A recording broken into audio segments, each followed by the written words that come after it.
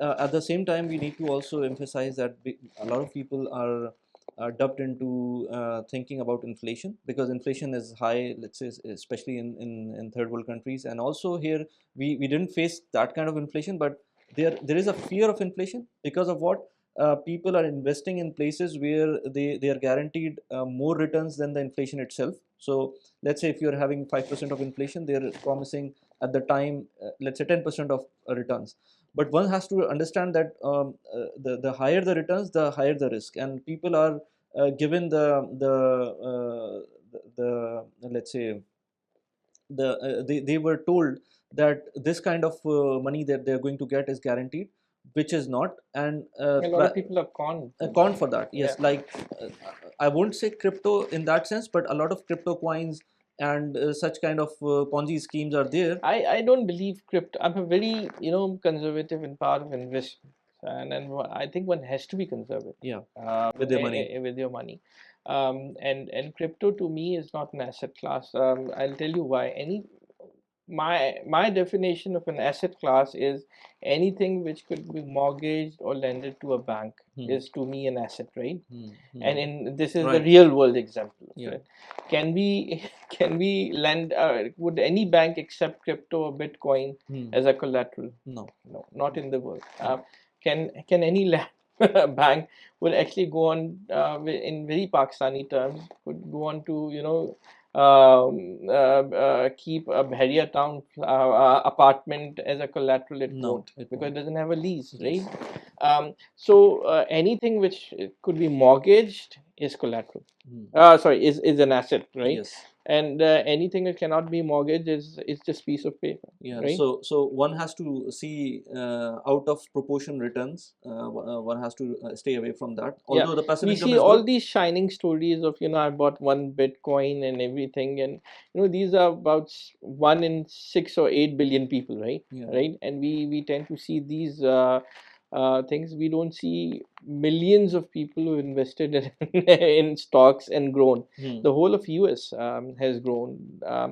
I know Indians, Yeah.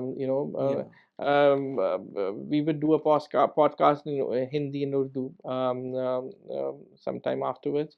But just to give you a perspective, in Indians, 41% of Indians want reinvest their savings and not keep them. Yeah. Right.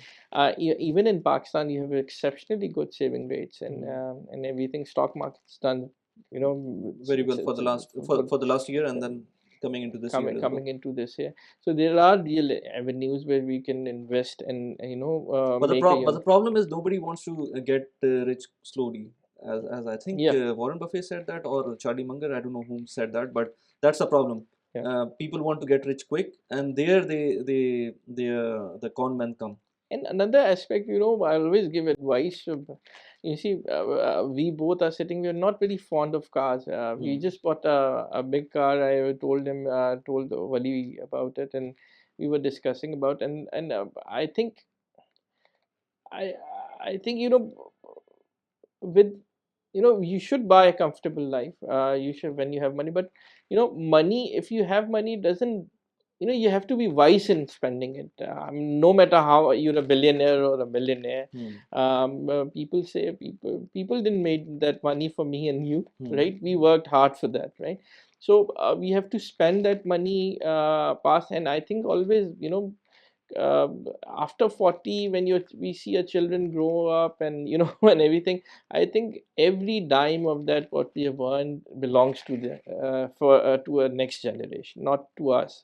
So we have to be very careful in spending our money. Don't spend it on flashy things, buy a retirement plan, I always say, a pension fund, right? Real estate won't go anywhere. Instead of a bloody BMW 5 Series or a Mercedes, thing with, have a comfortable and decent car. And you can, if you can afford it, then it's fine. Even if you can afford it, but why to splurge? Yes. Why to have that extra It's all about priorities as well. What you have in life. if you want to have a To keep my life, better, I've kept a driver, hmm, instead of a better car. car. It is my choice, right? Because driver gives me more flexibility, more time to work, and because I work with my Yeah, brain, right? yeah, yeah. So it gives us more leverage, of more peace, living in Dubai. Hmm. And small talk on, having drivers and maids and everything. I should have a different section on it. But I think a lot of people don't move out of these third world countries, India and Pakistan. And I wouldn't say third world country now to India, because it's a $3.5 trillion Huh, economy. huh. But point is, a lot of people don't, because of the things, they don't move out to Dubai or US or anything, because if you have that money, you can still hire a driver here, or the maid here. A maid would cost you like 22,000 dirhams. A driver would cost you around 2,000, 3,000 dirhams, in Dubai. Hmm. The only part is you have to sponsor that. Yeah, yeah, the total That cost will be slightly higher slightly higher, but around, just add 500 dirhams per month. extra Yeah, per month to it.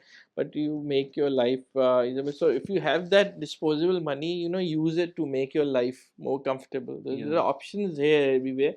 The real estate is expensive, so you don't get servant quarters. Hmm. You have to. So there are a lot of that sort of thing, which keeps life at ease. But it's